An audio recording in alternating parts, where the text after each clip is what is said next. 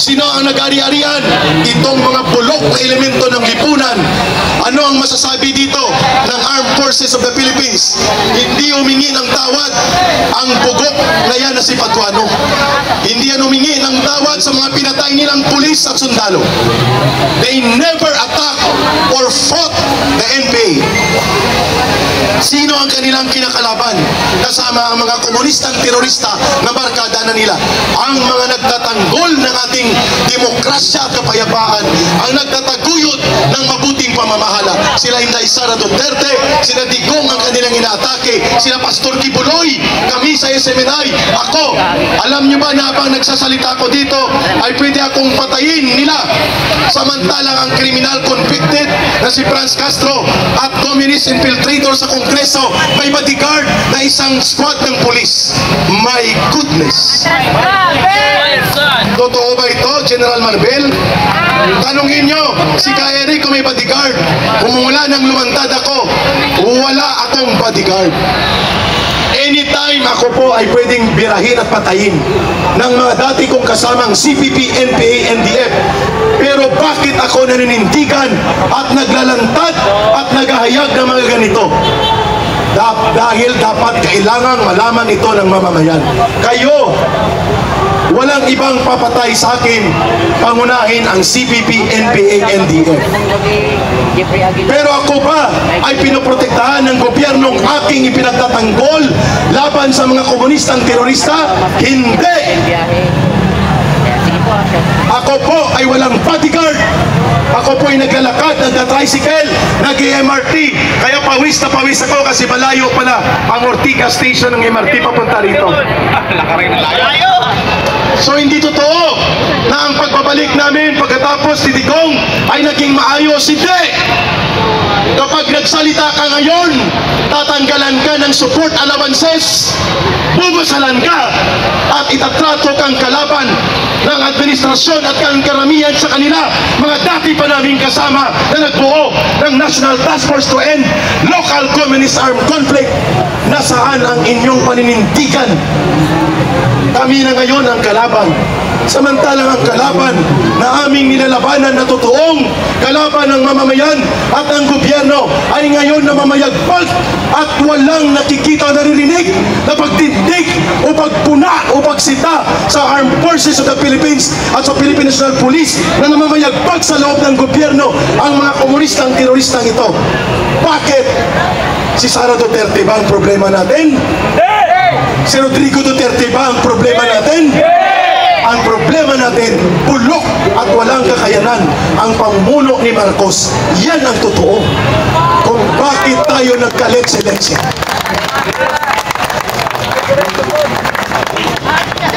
Diyan muna. Mukhang mawawala ng hangin si Eric. Matanda na. Noong panahon siguro ng kabataan ko, kahit isang oras sa entablado, sa gitna ng init, kaya ko. Hanggang ngayon, hindi ko na rin po kayang bumalik sa kabundukan at wala na akong babalikan doon. At hindi na rin ako babalik sa madugo at marahas na buhay sa mga nanonood na ito. Nagsisiwalat ako ng katotohanan sapagkat kapag ang taong bayan ay may kaalaman at namumulat, they will understand who the real enemies are. Tama? Mulat ang taong bayan, makikilala nila kung sino ang totoong kalaban at sino ang dapat kakampi ng ating bayan at ng ating mga mamamayan. Kaya mga kapatid, lumapit po kayo dito sa lahat, tumindig po tayo at awitin natin ang Ama Namin. Ay, hindi, sorry. Wala yan sa chat eh. Mamaya ang Ama Namin. Dito muna tayo sa Pilipinas kung may announcement. Noted po. Noted. Eric. Noted. Eric. Eric. Go ahead po. Ka Eric, ilang araw na po na nandito po ang ating mga taga-suporta at hindi pa rin po natitinag. Ka Eric, kamusta po tayo dito at hanggang kailan po tayo mananatili? Malakas pong loob ng sambayan ng Pilipino na magtipon-tipon muli sa EDSA dahil po ang kasaysayan ng dalawang yugto ng pagpapalayas sa dalawang abusadong rehimen, ang Marcos Sr. na isang laban sa diktadura at ang Erap Estrada regime na isang laban sa kurakot at abusado rin na gobyerno ay muling nanunumbalik at nananariwa ang mga indicators ng isang lipunang nabubulit sa kaguluhan, hindi lamang politika, kundi ang napipintong pagsambulat ng krisis. Kaya ang historical significance at ang simbolismo ng EDSA ay muling nabubuhay mula pa po kahapon. It's going to be around 48 hours already. Ito po'y walang nag-organize. I did not even organize this. Nakita ko lang may panawagan sa social media.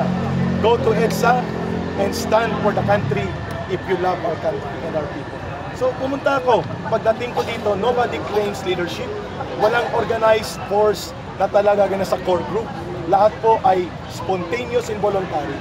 And that's why I volunteer in my experience sa Kilusang Masa.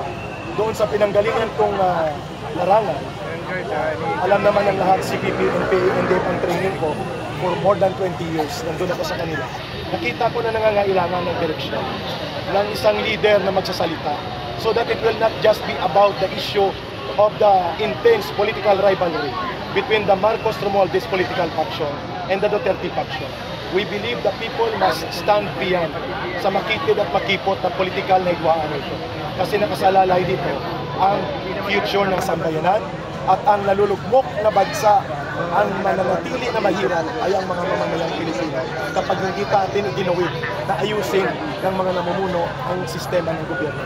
Kaya Eric, sa gitna po ng mga nangyayari po ngayon sa ating mga leader ng bansa, ano po yung gusto natin para sa kapwa po natin Pilipino?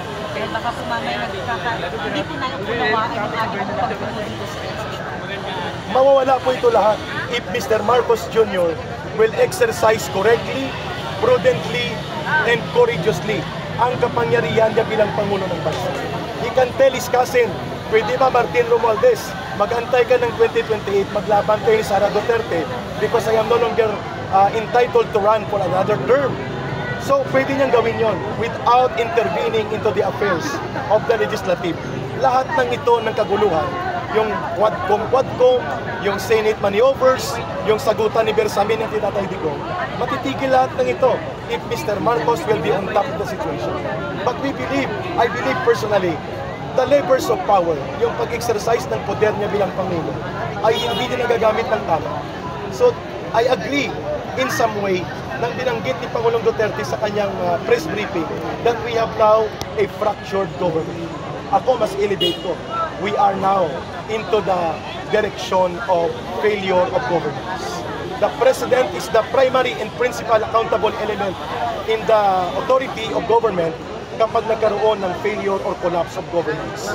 Walang ibang sisisihin kasi pinili niya na maging Pangulo ng bansa. Sa simpleng bagay, mag-usap sila. Magpatawag siya ng political dialogue. Kausapin niya rin si Pangulong Duterte. Walang mawawala dito. Kapag lumuba ang hidwaang politikal sa pagitan ng Marcos Romualdez faction at ng mga Duterte, ang unang tatamaan nito ay pagsambulat ng krisis sa ekonomiya. And we are feeling it right now. At pangalawa, nakikinabang dito mga grupong pinanggalingan. When there is chaos under heaven, everything that is under chaos is favorable for revolution. Maoist doctrine yan. Alam ni Franz Castro yan. Alam nila yan. I've been there. Kilala ko sila. So pag may kaguluhan, gustong-gusto nila. Kasi magkakaroon sila ng relevance na magkaroon muli ng agitation sa tao. So hindi kami papayag dyan. At nananawagan ng taong bayan. Let Marcos be the true leader. And we know na yun ang pinaka-problem natin. When governance becomes in the direction towards collapse and failure of governance, the President is the principal accountable authority in government. Eric, you mean to say, pwede pang maayos ang lahat na ito kung mag-uusap-usap ang ating mga lider? Dapat at kailangan nilang gawin sapagkat above anything in their political conflict, nakasalalay dito ang mamamayan, ang interes ng sambayanan. Right now, we are suffering never seen before, verge of collapse of economic situation at pwedeng sumambulat ito. Yun ang nakakatakot. You mean to say, Eric, pwede pang maging magkaibigan muli ang ating Pangulo, pangalawang Pangulo? Not necessarily magkaibigan, but they can be politically civil and at the same time professional in their dealings as the primary leaders of the government. It will be for the best interest of the country kapag nag-political dialogue sila. Pero, hindi mapipigilan na kapag Mr. Marcos will renege or will miss out the opportunity for him to prove that he is capable as the leader and president, ay malamang po papunta ito sa pagpapatansik sa kanya. Hindi natin mapagtatatda. We cannot determine kailan mangyayari yun. But there are groups already calling for his resignation. And because of that, nakikita natin na umiinit lalo ang political rivalry and conflict. There is no other way but to have a political dialogue. Kaya Eric, ito po ang ating pagsasama-sama ito, nasusundan pa po ba ito? Lalo na ito ang hindi pa po sa ngayong mangyayari yung magandang dialogue sana para po maayos yung hitwa. Definitely, kasi may mga nagtitipon-tipon ng mga sektor, we have monitored already, who are about to come to EDSA now in order to stand up beyond political affiliations and political colors. And they're calling now against corruption, against abuse of power. Hindi naman may pagkakailay. Mas si Martin Romualdez ang nag-aakto na presidente most of the time. And more often, siya ang nakakagamit ng poder at kapangyarihan at pondo ng gobyerno kaysa kay Bongbong Marcos. That is a big question because Martin Romualdez does not have the sovereign authority granted by the people. That is usurpation. Kaya nga kung mayroong di hoary president, sabi ng mga taong bayan, mayroong de facto pala at ito si Martin Romualdez. At ito ay nakikita natin kung bakit ang Duterte political faction have become intense rivals because of the abuses at hindi natin na may pagkakaila na nagagamit talaga ang institutions of democratic power like Congress to become an instrument of political operations. Kaya Eric, kanina paulit ko lamang po, meron kayong medyo pakiusap kasi nililinis po ninyo no, yung mga kalat po na iiwan at pinagtitipon-tipon po ninyo doon sa may lugar po doon. Ano po yung panawagan po ninyo sa MMDA? Oh, kasi po ang MMDA, sila po ang immediate government service agency dito sa area sa pangangalaga ng kalinisan ng trapiko dito sa paligid ng area ng Metro Manila, lalo na sa EDSA. Magdadalawang araw na po na hindi kinukuha ang mga basura because we have a policy here, nag-voluntary kami na magkaroon ng clean as you go. Pagsusumikapan naming linisin ang lugar para maging disiplinado at responsable kami. Pero hindi namin kaya na kami mag-dispose ng mga naipon na basura.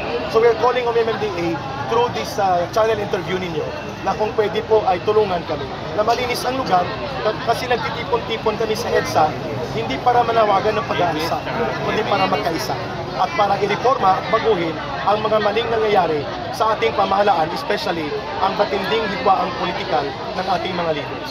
Kaya Eric, gusto naman po yung ating pakikipag-usap sa pamamayan ng simbahan at saka po sa PNP na nakabantay rin po sa paligid. Ang PNP, I think wala naman silang commitment na hindi kami i-disperse. Pero wala naman silang pagpapahintulot na i-occupy namin ang front area ng EDSA. So, parang tacit o pasimplihan, may pagkakaunawaan na maging mapayapa, maging maayos, at huwag kami humarang sa EDSA na main highway. Mukhang magkakaroon ng tinatawag na maximum tolerance. On the part of the parish leadership, we are appreciative na mula pa kahapon ay hindi nila kami pinapalis. Basta ang kalinisan at ang kapanatagan at ang mapayapa at matahimik na panawagan sa pagtitipon ay observe namin.